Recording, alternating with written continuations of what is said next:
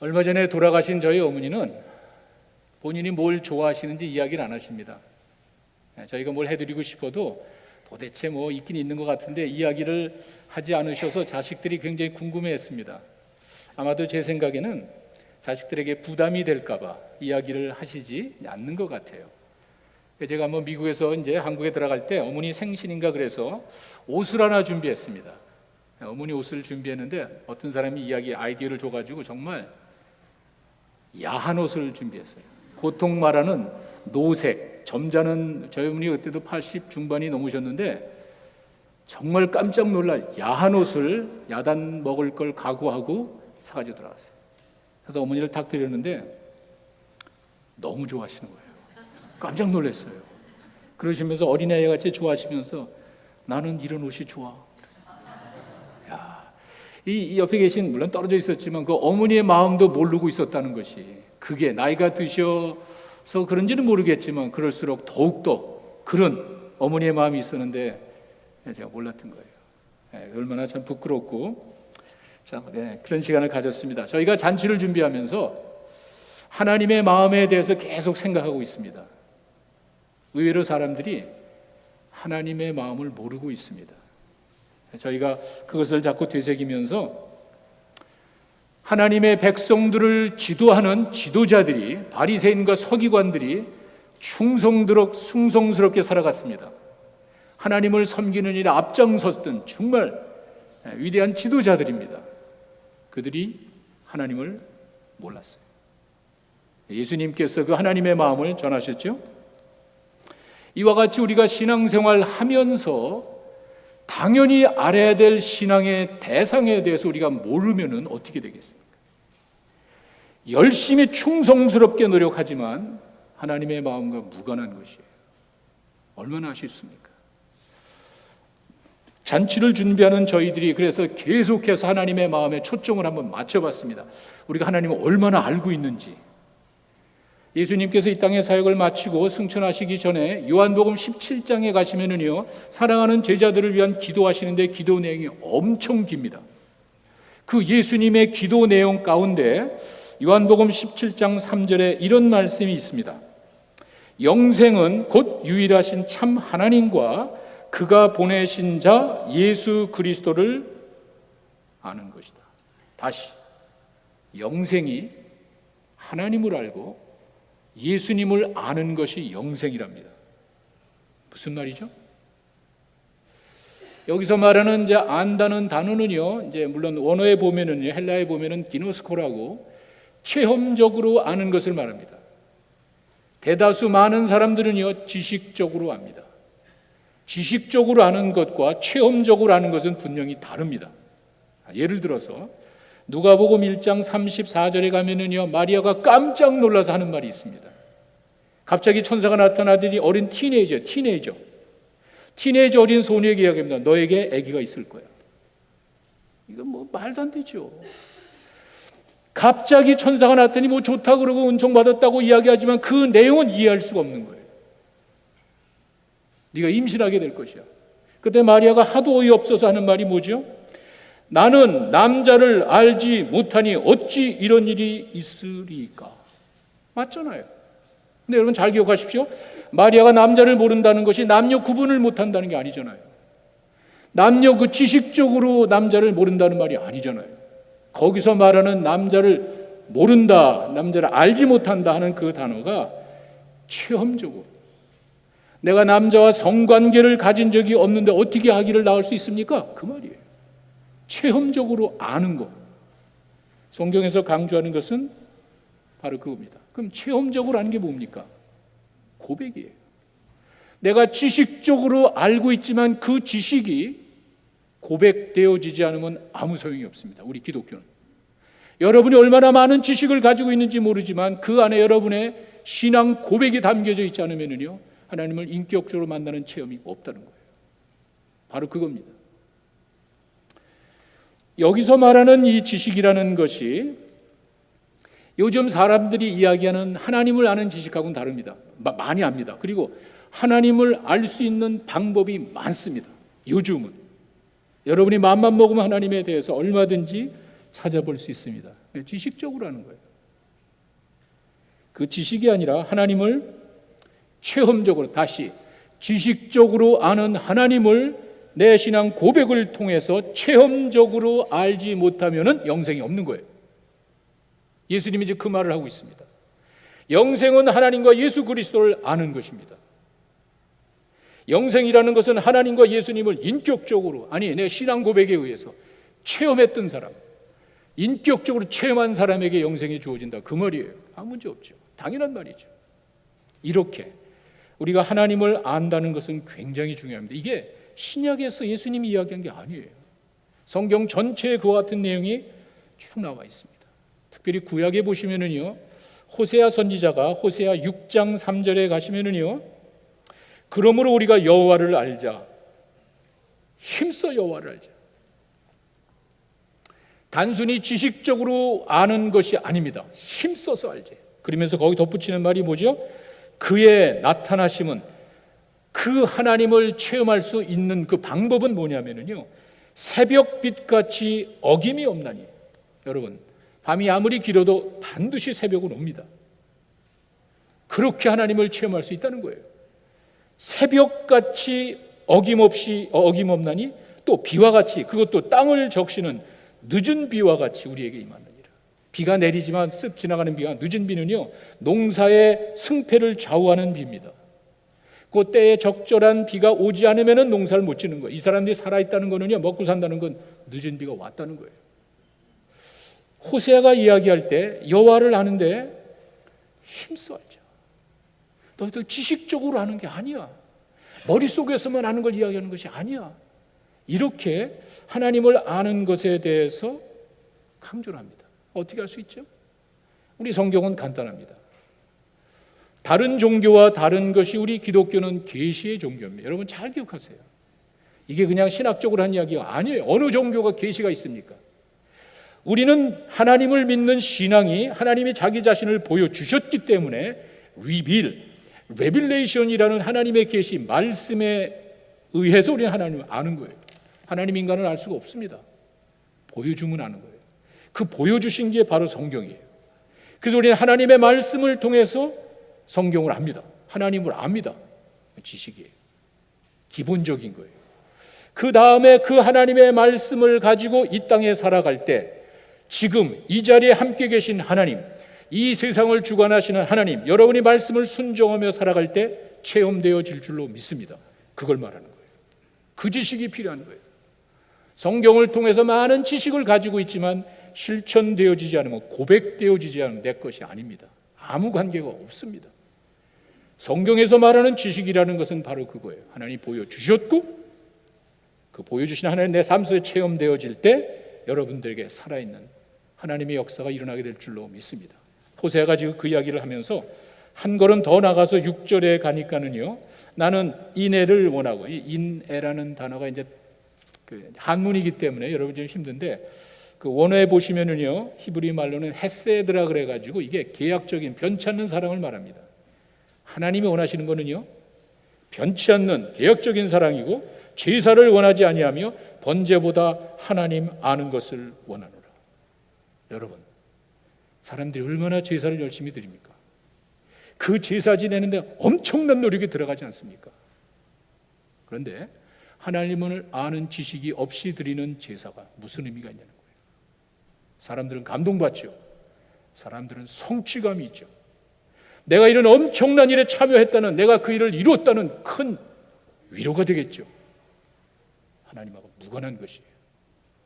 하나님은 분명히 이야기하기를, 나는 그런 변치 않는, 너희들이 나를 사랑한다면 변치 않는 사랑으로 해야 되고, 제사를 원하는 것이 아니고 번제를 원하는 것이야. 나를 좀 제대로 알아라. 하나님이 호소하시는 거예요. 이렇게 하나님을 제대로 아는 것이 중요합니다. 이 말을 다른 말로, 지금 제가 요즘 말로 바꾼다면요, 제대로 알지도 못하면서 무엇인가 열심히 행하려고 하지 말아라, 그 말이에요. 여러분 얼마나 많이 하고 있습니까? 내 믿음의 대상이 하나님이 어떤 분인지 알지도 못하며, 제대로 알지 못하면서 내가 하는 일에 내 스스로 만족하며 사는 경우가 얼마나 많습니까? 제대로 알지도 못하고 뭔가 열심히 행하려고 하지 마라. 먼저 하나님을 알게 되는 거예요. 저희는요, 기독교의 신앙은 그렇게 맹목적인 게 아닙니다. 여러분이 몰라서 그런 것이고 여러분이 인정하지 않아서 그런 것인지 이렇게 합리적으로 하나님을 섬기는 방법을, 이유를 이야기해 주고 있습니다. 여러분, 하나님 아십니까? 하나님을 정말 체험적으로 아십니까? 기본이에요. 제가 이 말씀을 드리는 것은 세상에 많은 사람들이 신앙을 가지고 있습니다. 나름대로의 신앙을 누구나 다 가지고 있습니다. 그런데 그 신앙의 대상이 불분명해요. 자기가 믿고 있는 그 신이, 그 믿음의 대상이 어떤지는 잘 모르는 사람이 많습니다. 그걸 우리는 샤머니즘이라고 그러고 그걸 우리는 미신이라고 합니다. 여러분, 달걀 귀신, 처녀 귀신 들어봤는데 그 사람이 누군지 아십니까? 그런 거 없어요. 그저 내가 열심히 정성껏 믿으면 신이 감동해서 나를 도와준다는 거예요. 그게 사람들의 신앙입니다. 기독교에도 있습니다. 하나님이 정말 원하시는 그 말씀에 근거한 하나님의 성품과 그 마음을 이해하기보다 그냥 내가 정성껏 하면 돼. 그저 내가 그냥 힘을 다해서 마음을 다해서 정성껏 하면 하나님이 감동받으시겠지. 이런 신앙을 가진 사람이 얼마나 많냔 말이에요. 제가 어머니의 마음도, 제가 가까이 계신 어머니의 마음도 제대로 헤아려 드리지 못했는데 보이지 않는 하나님, 그분은 관심도 없어요. 그리고는 열심히 살아갑니다. 잘못된 거예요. 이와 같이 내 믿음의 대상에 대한 확신도 없이, 아니 하나님이 뭘 기뻐하시는지도 모르면서 자기 만족에 빠져서 기뻐하며 사는 사람이 얼마나 많습니까? 자기는 예수 믿고 좋아서 펄펄 뛰지만 이것이 하나님을 기쁘시게 하는지 보다는 내 자신에게 기쁘면 되는 거예요. 나에게 유익이 오면 되는 거예요. 하나님이 나를 통해서 뭘 받으셨고, 하나님이 나를 통해서 어떤 영광을 받으시고 내 삶을 통해서 기뻐하시는지 I don't care. 관심이 없습니다. 내가 좋으면 그만이야. 자기가 좋아서 자기 만족에 빠져 신앙생활하는 사람이 얼마나 많습니까? 구약에서부터 그런 문제가 허다했습니다. 제사를 잘 지내면 돼. 하나님을 아는 지식이 없이 드리는 제사가 무슨 의미가 있냐 말이에요. 예레미야도 이런 말을 했습니다.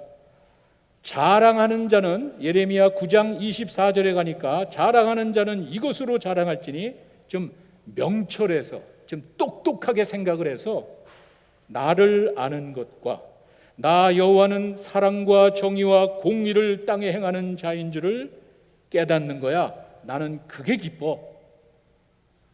여러분, 뭘 자랑하십니까? 내가 가지고 있는 지식을 자랑하십니까? 성취한 걸 자랑하십니까? 하나님이 여러분들 보실 때는요, 이 친구가 나를 제대로 알고 있나? 내가 어떤 하나님이라는 사실을 제대로 알고 있나? 예, 관심이 있다는 거예요. 이 말은요, 그렇지 않은 사람들이 많이 있습니다. 저희가 하나님에 대해서, 하나님의 마음에 대해서 하나님을 아는 것을 강조하는 이유가 바로 그런 것이에요. 구약에 이렇게 많은 선지자들이 그와 같은 것을 강조했을 때는 우리 사람들의 마음속에는 그런 게 남아 있습니다. 하나님을 향한 신앙보다는 나의 유익과 내 만족을 위해 살아가면서도 신앙생활을 잘한다고 생각하는 사람이 있단 말이에요. 바리새인들이 그랬어요. 예수님 옆에서 예수님을 쳐다보는 이 사람들은 자기들은 하나님의 백성으로, 하나님의 지도자로 잘 충성되게 하나님을 섬긴다고 하지만 하나님과 동떨어진 삶을 살았습니다. 하나님의 마음을 몰랐던 것이에요. 죄인들 정죄하고, 죄인들 들어오니까 멀리 떨어져 계신 하나님을 생각을 했지, 죄인들을 불쌍히 여기고 사랑하시는 하나님을 몰랐습니다. 그래서 예수님이 그 이야기를 하신 거죠. 에스겔이 이런 말을 했습니다. 에스겔 선지자의 그 예언 시대는요, 이스라엘 백성들이 하나님께 범죄하고 잘못돼서 나라가 멸망당하고 바벨론으로 끌려가는 그 시기입니다. 에스겔 33장 11절에 이렇게 이야기합니다. 너는 그들에게, 그러니까 하나님께서 그 에스겔에게 이야기합니다. 너는 그들에게 말하라. 주 여호와의 말씀이니라. 나의 삶을 두고 맹세하노니 나는 악인이 죽는 것을 기뻐하지 않는 사람이야. 여러분, 모든 사람들의 마음속에는요, 악은 정죄받고 심판받아야 됩니다. 그래야 정의가 온다고 생각합니다. 근데 분명히 이야기를, 나는 악인이 죽는 것을 기뻐하지 아니하고 악인이 길에서 돌이켜 떠나서는 것을 기뻐하신대요. 이런 하나님 여러분 알고 있습니까? 이런 하나님을 여러분 믿고 계십니까? 이스라엘 백성들을 두고 이야기하는 거예요. 그 다음에 나오죠. 이스라엘 족속아 돌이키고 돌이켜라. 너의 악한 길에서 떠나라. 어찌하여 죽고자 하느냐. 악한 자를 멸망시키는 하나님이 아니에요. 그 악인이 멸망당하는 것을 당연하게 생각하는 하나님이 아니에요. 악인이 죽는 것을 기뻐하지 않아요. 그 나쁜 사람이, 못된 사람이 돌이키는 것을 기뻐한단 말이에요. 그런 하나님이에요. 내 믿음의 대상을 여러분이 분명히 깨닫고 그 하나님께 정말 그 악인이 죽는 것을 기뻐하지 아니하시는 그 하나님, 악을 악대로 행하지 않으시는 그 하나님, 기뻐하며 감사하며 사시는 여러분 되시길 바랍니다. 우리 믿음의 대상입니다. 우리가 믿고 따르는 하나님이 그런 하나님이라는 사실을 예수님이 누가복음 15장에서 하시는 거예요. 제가 구약에 있는 이야기를 한 거는 예수님께서 하나님의 마음을 모르는 그 백성들에게 누가복음 15장 7절에 죄인 하나가 회개하고 돌아오면은 하나님의 기쁨이 엄청나게 큰 거야. 똑같은 말이에요. 구약에 나온 하나님이나 신약에 예수님께서 이야기한 하나님의 마음이나 똑같은 거예요. 이런 하나님의 마음과 하나님의 모습을 전제로 오늘 본문을 보셔야 돼요. 자, 여러분들에게 그 배경을 설명을 드렸습니다. 오늘 말씀이 그거죠. 하나님은 모든 사람이 다 구원받고 다 진리를 아는데 이르기를 원하신대. 똑똑한 사람들이 질문을 많이 합니다. 정말 하나님이 모든 사람들을 다 구원하셔 듣긴 좋지만 그게 가능합니까? 정말 그럴 수 있습니까? 정말 하나님께서 세상 모든 사람 다 사랑하실까? 여러분 이제 가정을 이제 가시면은요, 내가 하나가 있는 사람이 있고 둘이는 셋, 넷, 다섯, 여섯, 7명인 사람도 있습니다. 그러면은요, 내가 너무 피곤해, 일 갔다 와서 힘들어, 내 이놈들 돌볼 시간이 없어. 내가 애가 5명인데 우리 집도 5이에요. 우리 저 형제들이 5명인데 우리 아버님이 힘들다고 한 3명만 돌보고 나머지는 내가 그냥 관둘래. 이런 부모는 없죠. 내가 뼈골 빠지게 고생하며 내가 어떤 희생을 감수라도 내 자식이 5명, 6명, 7명 다 돌보는 거예요. 왜 그렇죠? 내 거기 때문에. 왜 하나님이 모든 사람을 다 구원하길 원하시죠? 하나님의 피조물이기 때문에. 그냥 하는 게 아니에요. 그냥 성품이 좋으신 분이라는 게 아니에요. 내 거예요. 이 세상 만물이 다 하나님의 것이 하나님이 만드셨어요. 그래서 다 구원받기를 원하신다는 사실을 여러분 믿으시기 바랍니다. 이해가 되잖아요. 내 자식이 잘못해도 버릴 수가 없잖아요. 뭐 죄인 사랑하고 뭐 이런 데니까 무슨 뭐 듣기 좋은 얘기야, 그게 아니잖아요. 하나님이 세상을 만드셨는데 거기는 악도 있더라고요. 사람들이 하나님의 말씀에 순종하며 사는 게 아니잖아요. 내 욕심대로 살 수도 있잖아요. 어떻게 하시겠어요? 버리시겠어요? 그럴 수는 없잖아요. 하나님께서는 모든 사람이 다 구원받고 진리를 아는데, 그러니까 믿음이 성장되는 얘기 원하신다는 그 마음이 내 거기 때문에 그래요. 하나님의 것이기 때문에. 여러분들이 no matter what, 어떤 일을 하더라도 여러분들이 하나님 것이기 때문에, 하나님의 피조물이기 때문에 하나님이 여러분들 소중히 보신다는 사실을 여러분 믿으시기 바랍니다. 그 신앙이 있어요. 그걸 근거로 저희가 오늘 본문의 말씀을 보셔야 돼요. 오늘 말씀에 의하면요, 하나님의 관심은 첫째, 모든 사람이 다 구원받기를 원하십니다. 모든 사람이 다 구원받게 하시려고 예수님을 이 땅에 보내신 거예요. 자, 그저 듣기는 좋죠. 하나님은 여러분들이 다 구원받기를 원하십니다. 끝. 어떻게 하라는 거야? 하나님께서 이 세상 많은 사람들 사랑하셨습니다. 어떻게 했다는 거야? 아니잖아요.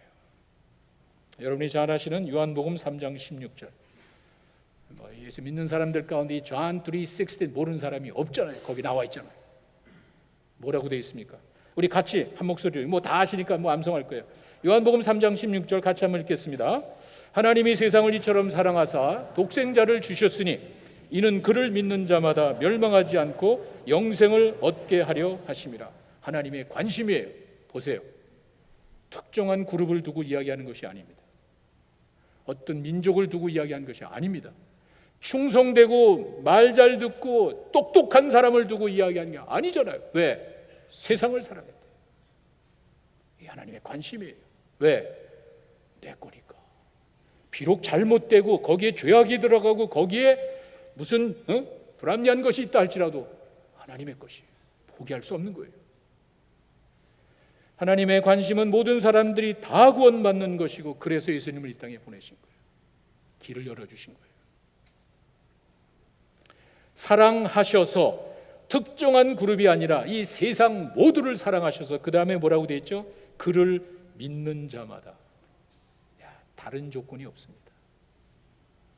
여기에 예수님을 이 땅에 독생자를 보내셔서 그를 믿는 자마다 라고 하지 않았다면 이것도 문제예요. 우리에게 구원의 방법을 주셨는데 이게 너무 힘들어. 해야 될 일이 너무 많어. 인간의 마음으로 할 수 있는 일이 아니야. 그러면 그 우리에게 복된 소식이 될 수가 없죠.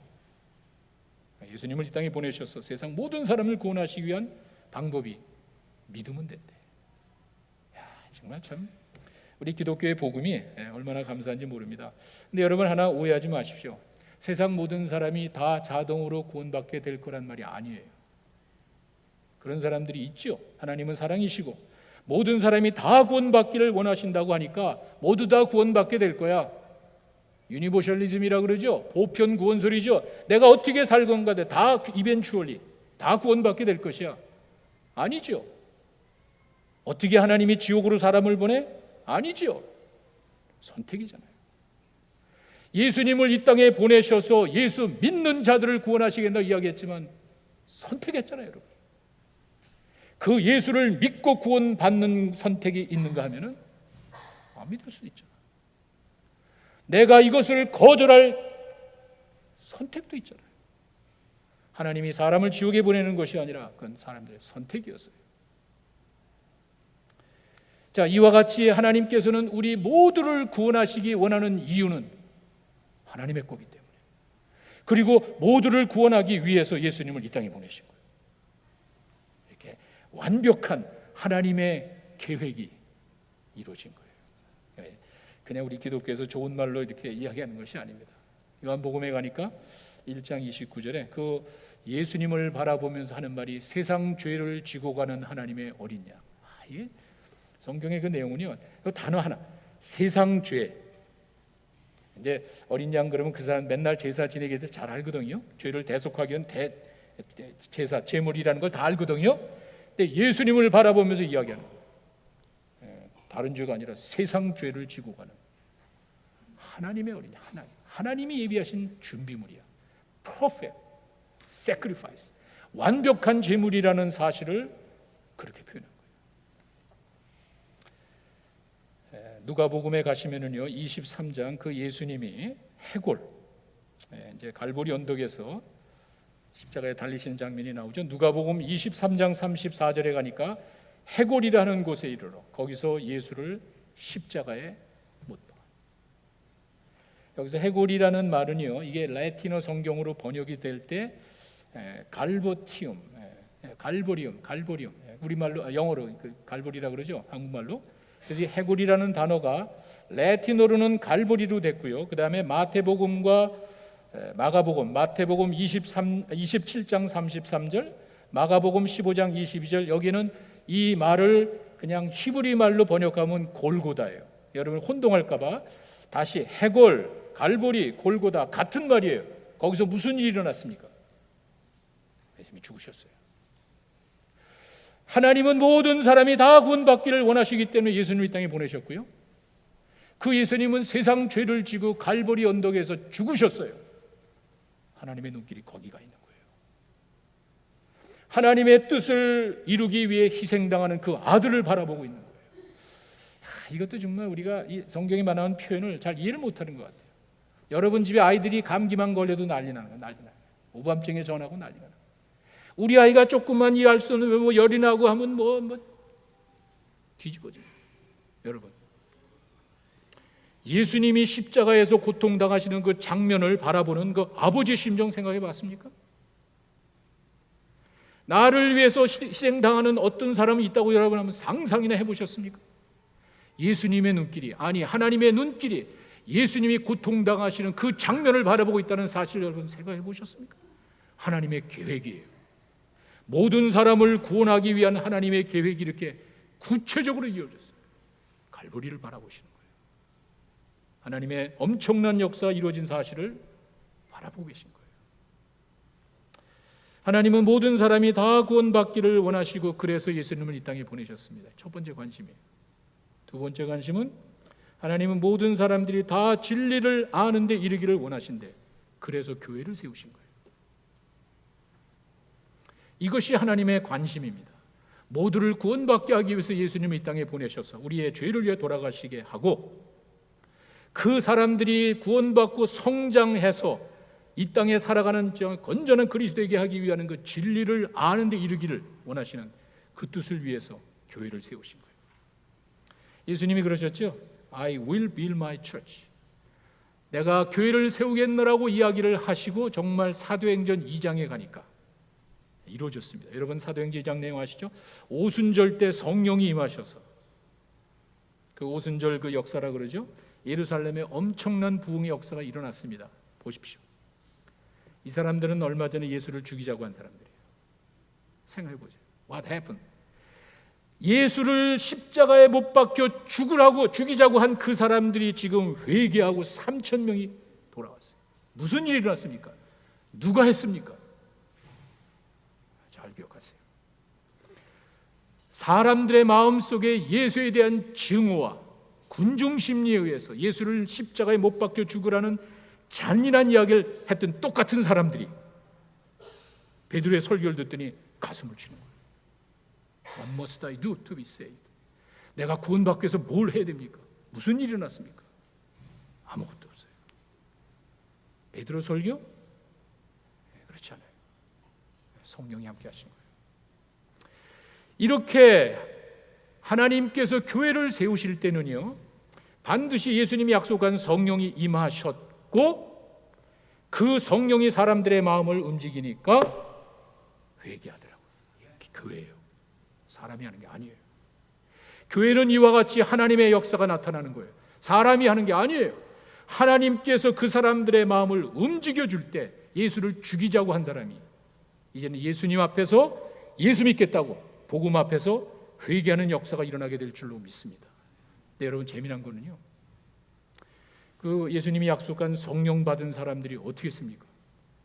막 초자연적인 역사가 일어난 거예요. 신비로운 역사가 일어난 거예요. 각 나라 말로 이야기해서 사도들이 저 사람들이 갈릴리 어부들인데 자기네 나라 말로 이야기를 하네. 각처에서 몰려온 그 사람들이 자기네 나라 말로 하나님의 높임을 들었단 말이에요. 신비로운 역사예요. 어떻게 그런 일이 일어날 수 있냐는 말이에요. 상상을 해보세요. 배운 적도 없는 일, 외국어를 배운 적도 없는 사람이 어떻게 그러냐는 말이에요. 그러더니 각처에서 온 사람들이 3,000명이 회개하고 2장 42절에 가니까 사도행전 2장 41절 42절로 가니까 사도들의 가르침입니다. 저는 여기서 참 놀라운 사실을 봤습니다. 여러분 가운데 정말 이 자리에 하나님의 그런 신비로운 역사가 임하였던 건 여러분 어떻게 했어요? 정말 하늘에 불의 혀 같은 것이 내리고 정말 뭔지는 모르겠지만 하나님의 놀라운 역사를 체험해서 각 나라 말로 막 터지고 막 그렇게 해서 어떻게 하겠냔 말이에요. 신비로움에 빠져서 혼란으로 간 게 아니에요. 그건 교회가 아니에요. 그와 같은 하나님의 엄청난 역사를 체험한 사람들이 사도들의 가르침으로 가잖아요. 혼란에 빠져서 들어가는 게 아니에요. 성령의 역사는 그런 게 아니에요. 자기네 나라 말로 듣고 난 다음에 이 사람들이 어떻게 했습니까? 사도들의 가르침으로 가더라고요. 그게 교회예요. 이런 하나님의 놀라운 역사를 체험한 사람들을 하나님의 말씀으로 가르쳐야 되는 거예요. 이들이 사도들의 가르침을 받은 것이 바로 교회의 시작이었어요. 그렇게 해서 예루살렘 교회가 시작이 됐습니다. 이것이 바로 모든 사람들을 구원하시고 모든 사람이 진리를 아는 데 이르기를 원하시는 하나님의 뜻이었어요. 보세요. 성령께서 임하셔서 그 사람들의 마음을 변화시키고 수천 명이 돌아왔습니다. 신비로운 역사를 체험했습니다. 사도들의 가르침으로 돌아갔습니다. 그 다음에 어떻게 됐죠? 44절과 45절에 가니까 이 사람들이 자기 집에 가더니 물건을 다 팔아버린